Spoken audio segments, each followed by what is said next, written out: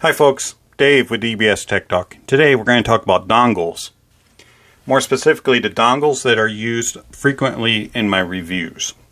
Now dongles are important for me because my phone, which is a Samsung Note 10 Plus, which is the current camera right now for this review, only has USB-C out, does not have a headphone out. So I have to use dongles in order to connect IEMs.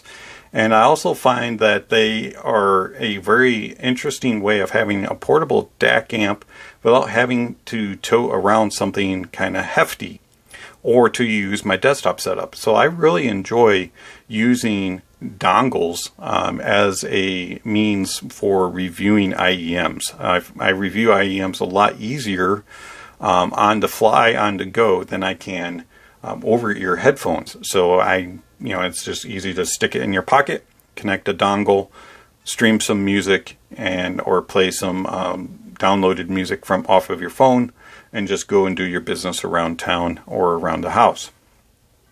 So I find that dongles play a big part.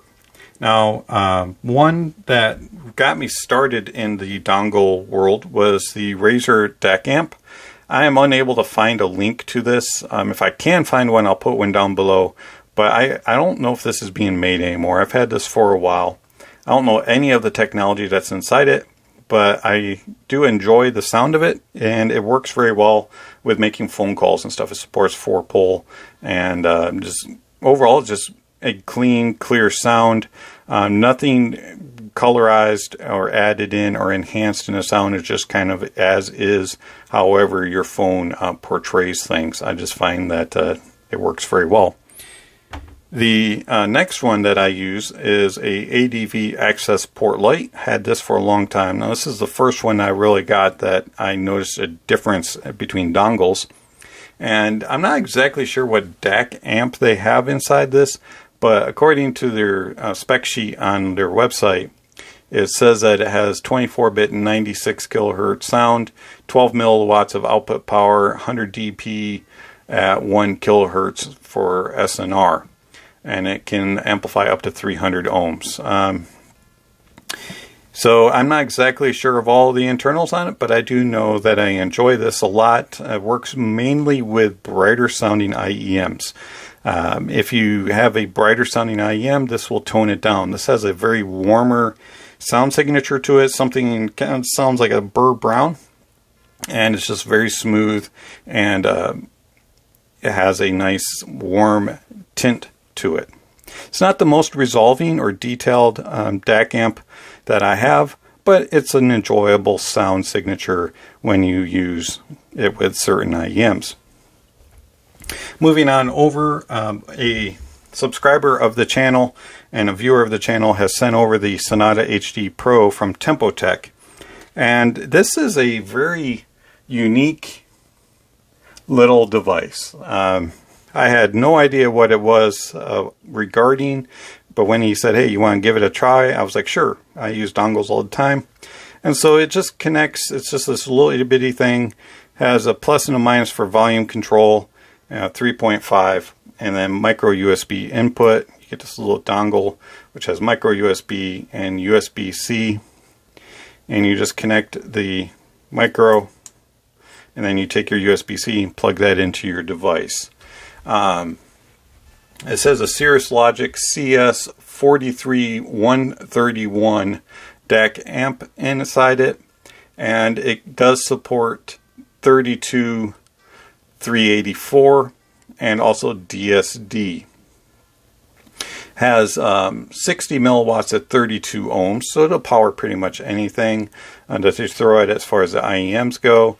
And overall, I find that this has a very pleasing sound signature. It's a little bit on the warmer side. Not quite as warm as the ADV access port light, but it does have a warmer tint to it, and it resolves very well. I find that it's a very pleasing sound signature. It does a decent job on detail retrieval. It's not the best detail retrieval. Sometimes I feel like it is lacking a little bit there, but it has a nice thicker, robust sound signature, and I really enjoy it. Next up is the XDuo Link, and the XDuo Link Also has volume control, but also has a play pause button and forward and backward skipping, which is very nice. A little bit bigger than the Tempotech. The cable is a little bit stiff, not too bad. And I really enjoy the sound of this. Now this has a ESS 9118EC chip built in. Does support 32384 and DSD256. And I find that this has a little bit more airy sound, a little bit wider sound stage. Doesn't sound quite as compressed as the Tempotech does.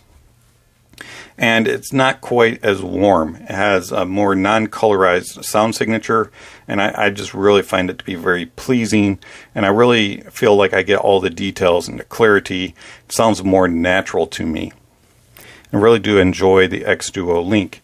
Next up is the Spectra X from NextDrive. Now this is way more expensive than any of the others. In fact, it's at least 3 times more expensive than everything else. Actually 4 times more expensive than everything on the table. So the NextDrive Spectra X has a ESS Sabre DAC 9018 QTC in it. It does support 32384, DSD256, and you can take all of these, and as much as you enjoy them and as much as I love them, you can throw them to the side because this one just outperforms it all. It's definitely the best performer on the table, and it has so many special things that it does. I just absolutely love this little thing. It's clean, clear, has no hiss, no background noises whatsoever. It's a very black, dark background, and it sounds very organic, very natural sound.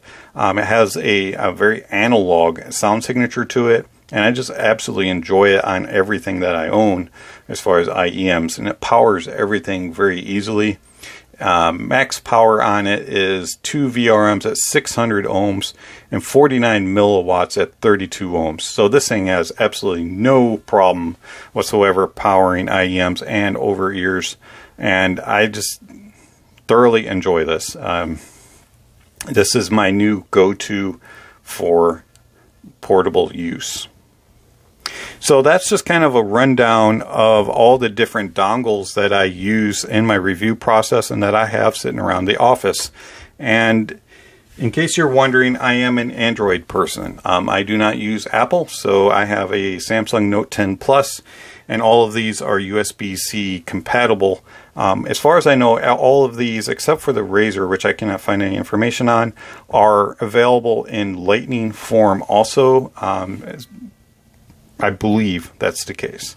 So ranking them as far as recommendation wise, the Razer DAC amp is just a very simple plug and play device.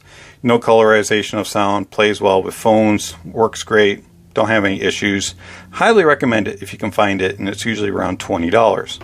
The ADV Access Port Lite, only if you're looking for something a little warm and a little thick, robust sounding, and would I recommend this? It doesn't play well with all IEMs, so that's not exactly my first pick. The Tempotech Sonata HD Pro. Now the volumes buttons are very nice and easy access. For the price tag of it, I would highly recommend this. It actually sounds very good. Has a little bit of that warmer tint to it, and I would recommend it. I think it's a very good value for the price tag. It does have some limitations on detail, retrieval, and resolution. My overall pick, though, would be the XDuo Link. I think this is the best value, and it does everything well, and it plays with everything well. Has plenty of power for most use cases, and I think this is the best value on the table. I would, if I had to choose between Tempotech and the XDuo, I would take the XDuo just because of the slightly better detail retrieval and resolution, and overall the sound signature isn't quite as warm as it is on a Tempotech. And then if you want to get the best of the best, I would definitely go with the Spectra X. It definitely is a vast improvement over everything else on the table. It's been Dave with DBS Tech Talk. Thank you for watching, and I'll catch you on the next video.